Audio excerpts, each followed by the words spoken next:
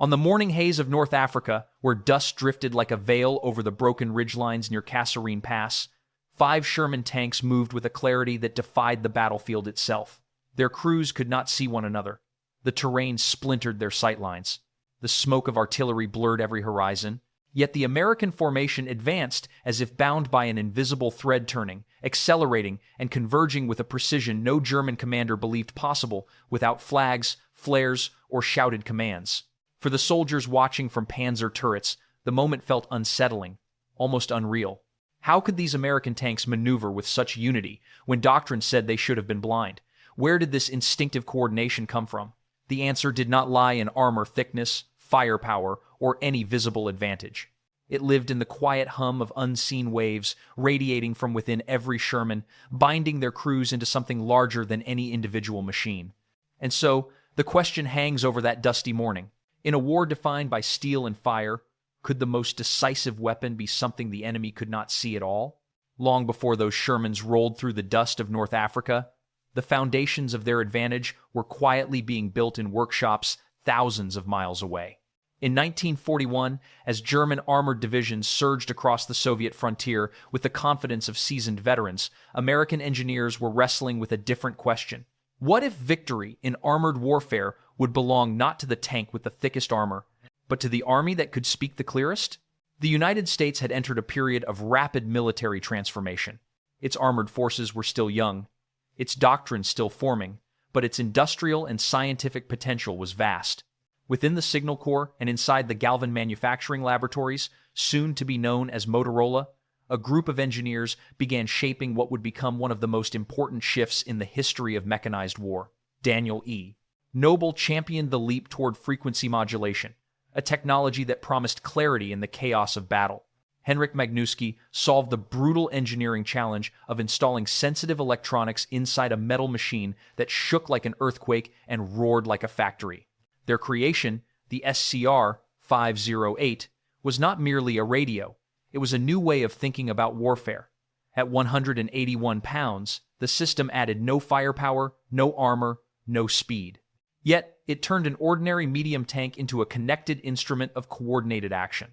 10 preset channels, crystal-controlled stability, and a transmitter powerful enough to cut through engine noise and desert heat, all of it woven into a battlefield where the German Panzer Force still relied on amplitude-modulated sets designed before the world understood what modern armored warfare would require. Germany had pioneered the idea of radio-enabled armored tactics in the 1,930 seconds, but by the early years of the war, its production simply could not keep pace with its expanding front lines. Many Panzer IVs carried only receivers. Even fewer mounted the full Fugue 5 transceiver. Command tanks, marked by extra antennae, became obvious targets. Once destroyed, entire platoons fell silent. Orders could be heard, but not answered. Threats could be seen, but not reported. Across the desert, across the mountains, across the fields of Europe, German armor often fought as isolated machines rather than a unified force. This imbalance shaped the earliest American battles of the war. When the first U.S. armored units landed during Operation Torch in November 1942, their crews were still inexperienced, their tactics untested, their confidence unsteady. But the radios inside their tanks delivered something priceless, the ability to stay connected even as the battlefield collapsed around them. It was a capability the Germans did not expect and were not prepared to counter. The stage was set. The Americans were not yet skilled, nor were their tanks superior, but they carried a weapon no one could see, one that would redefine every engagement that followed. The true test of America's new communication advantage emerged not in laboratories or training grounds, but in the chaos of Tunisia. At Kasserine Pass in February 1943, U.S. armored forces, still green, still learning the brutal arithmetic of war, found themselves scattered across 50 miles of broken terrain. Units that had never fought together, crews that did not know each other's names, suddenly depended on the same fragile lifeline, the clear, unwavering voice carried through SCR-508 radios. Even in retreat, the radios held their ground. Tank commanders relayed enemy movements, requested artillery fire, and warned isolated platoons of German thrusts. What should have been a complete collapse instead became a lesson brutal, costly, but invaluable in the power of staying connected. German intercept teams listened in disbelief. How could American units maintain coordination at ranges where German Fugue 5 sets produced only static? The pattern grew sharper in Italy. The steep ridgelines and winding valleys of the Apennines should have favored German doctrine. Visual communication was impossible. Signals disappeared behind stone and forest, and even experienced radio operators struggled with reflections that distorted amplitude-modulated transmissions. Yet the American FM sets thrived in these conditions. Sherman platoons, separated by mountains, maneuvered as if on level ground, calling out enemy gun positions and synchronizing movement through terrain that reduced German radios to silence. What should have been an equalizer became an amplifier of American strength. Then came Normandy. On the 6th of June 1944, as Shermans rolled off landing craft into the churned waters off Omaha Beach, their radios linked them instantly to naval fire support and to command ships far offshore. No German armored formation possessed anything comparable. But in the hedgerows of Normandy, a new problem emerged. American infantry, equipped with SCR 300 radios on different frequency bands, could not warn Sherman crews of Panzerfaust ambushes hidden behind living walls of earth and vegetation. For a moment, the advantage fractured. The solution arrived from the front lines themselves. Crews welded ammunition boxes to their tanks and mounted EE-8 field telephones inside them, wired directly to the intercom. With a single adaptation born of necessity, American tanks and infantry became a unified force again. By the time Operation Cobra began in late July, the communication gap had vanished. Cobra revealed the full extent of what clear, universal radio communication could do. The 2nd Armored Division moved more than 200 Shermans through smoke, dust, and shattered road networks with a speed and precision that stunned the German Panzer Lehr Division. Artillery strikes arrived minutes after identification. Threats spotted miles away triggered immediate counteraction.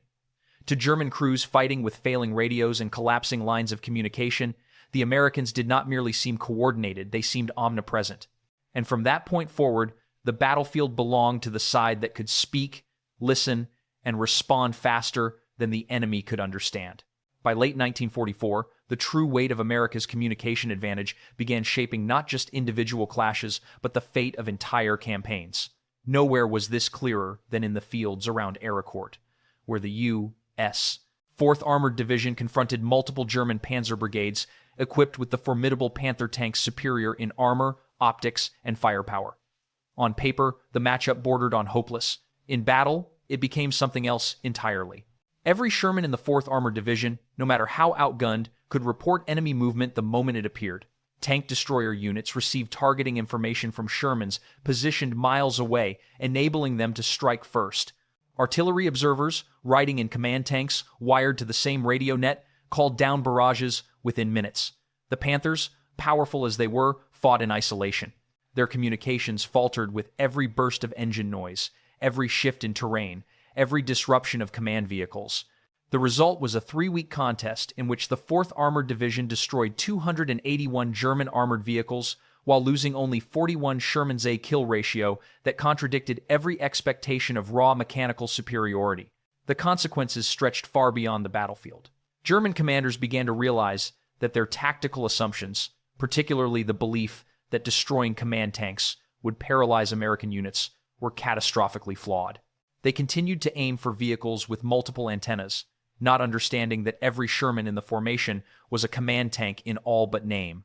This miscalculation repeated itself across France and into the German heartland, where destroyed panzer formations often left behind radios drifting off frequency or failing under electrical interference.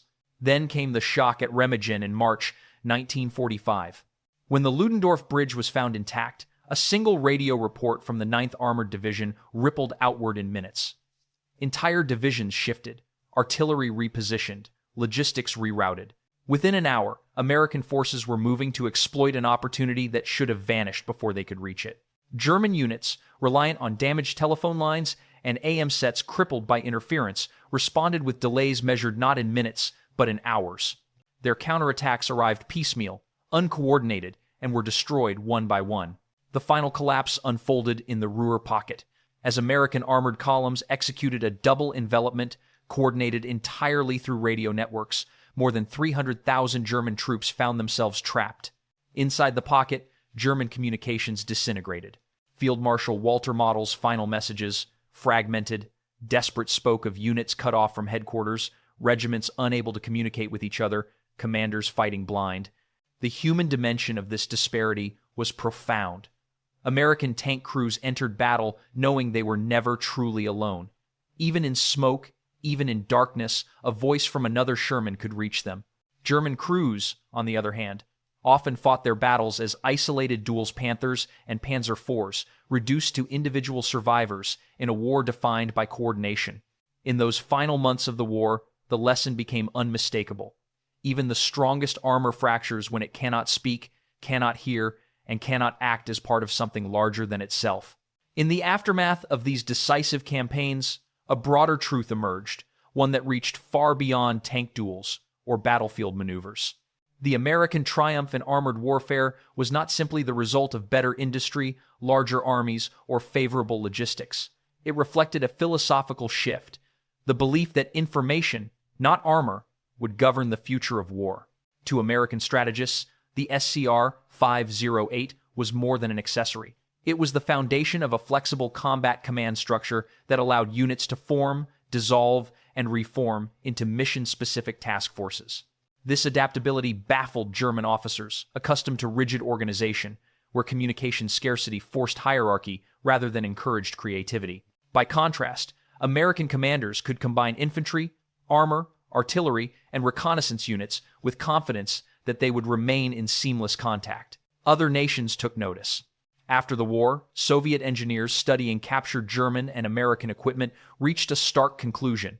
Germany had built superior tanks, but America had built superior systems. The Red Army, recognizing the limitations of its wartime communications, where a majority of T-34 seconds fought without radios, chose to emulate American designs for its post-war armored doctrine. Soviet field manuals echoed lessons drawn from Sherman formations. Without universal radio deployment, massed armor becomes a liability rather than an asset. In West Germany, the newly formed Bundeswehr confronted the past with unusual clarity. Training manuals emphasized that German defeat often stemmed not from inferior vehicles, but from inferior communication. Every Leopard tank manufactured carried advanced radio capabilities, reflecting a doctrine shaped directly by the failures of the Fugue 5. In time, NATO as a whole adopted the same principle, advancing toward a vision of warfare where instant information exchange was the central combat multiplier. Modern conflicts only reinforce these lessons. In the Gulf War of 1991, American and coalition forces wielding sophisticated digital networks overwhelmed Iraqi units equipped with individually formidable Soviet-designed tanks, but crippled by outdated radios. In 2003, the same pattern reappeared. Fast-moving, highly connected U.S. formations outpaced opponents whose armored vehicles still relied on limited, inconsistent communications. Across decades and continents, the verdict remained consistent. The victories achieved by Sherman crews in 1943 and 1944 were not accidents of history. They were the first clear demonstration that network-centric warfare triumphs over platform-centric warfare. A tank's gun might decide a duel, but its ability to communicate decides a campaign. In the final months of World War II, as the smoke settled over ruined cities and armored columns rolled to a halt along the Rhine and the Elbe, something deeper than victory or defeat came into focus. The war had revealed a truth long hidden beneath the clash of steel and fire, that on a modern battlefield, the most decisive advantage is not always visible. It does not roar like an engine or strike like a shell. Sometimes it moves quietly, carried on a wavelength, traveling from one crew to another, binding individual soldiers into a force greater than themselves. For the Sherman crews, the SCR 508 was more than a piece of equipment bolted inside the hull. It was the reason they never felt abandoned in the fog of war. A tank immobilized by mud was not lost. A platoon cut off by smoke was not silent. A commander thrown into chaos could still hear the steady voice of another crew miles away. That connection created a kind of battlefield resilience the Germans could not match, no matter how thick their armor or how powerful their guns. For the German crews, the contrast was painful. Many fought with unmatched skill and bravery, yet they entered each engagement knowing that if their commander fell or their radio faltered, they would face the enemy alone. Isolation defined their war as much as any tactical decision. In memoirs written long after the fighting ended, German tank veterans recalled not just the shock of American coordination, but the loneliness that shaped their final battles. The legacy of these encounters reaches far beyond the 1,940 seconds. Modern armored warfare, from the deserts of Kuwait to the streets of Baghdad, still reflects the lesson first proven by the Sherman, that information dominance outweighs platform superiority. Today's networked battlefields trace their lineage directly to those early FM radios, humming inside steel hulls crossing North Africa. And so, the question lingers for us, decades later. If the invisible advantage of communication could reshape an entire war, what does that mean for the conflicts of our own time? For those who study history, for veterans who carried these lessons forward, and for anyone who believes that understanding the past helps safeguard the future, the story of the Sherman's radio is more than a technical footnote. It is a reminder that wars are not only won by strength, but by connection, by the ability to act together when everything else threatens to tear units apart. If this story speaks to you, share your thoughts. What do you believe is the greatest lesson modern warfare inherited from the battlefields of World War II?